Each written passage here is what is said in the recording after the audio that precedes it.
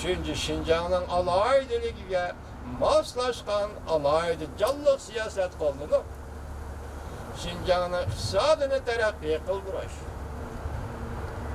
Dördüncü, köplep iqtisadi yardım berip, yezi ilgiligi çarmıçılıkını terakki kıldırış. Dördüncü, çarmıçılıkını terakki kıldırıp, Şinjan halkının ihtiyacını işletiş.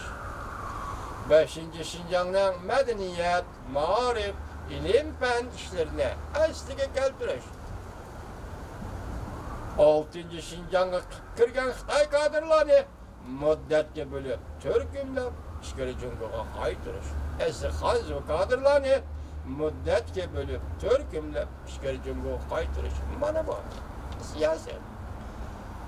Bunu siz qanday tushunsiz, tushunavering ki vatandaş, hozir kishilik huquqni tushunmaydigan kishilar bu da'voning maqsadi kishilik huquqmi deb o'tirg'i chiqib oldiga undaq emas. Navbatda da'voni kim qilish kerak degan masaladan boshqa kishilik huquqni ayblamang.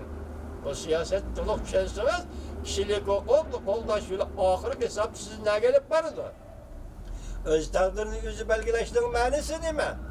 Kishilik huquq kitobnomasi, masalan, Birlashgan Davlatlar Tashkilotining kitobnomasi bir modda boshqalarning tajovuziga uchragan ahvol ostida bu albatta eng aqlli kishilik huquqni dafsanda qilganlikdir degan so'zlar bor. Men bu to'g'rida ayrim to'xtalman.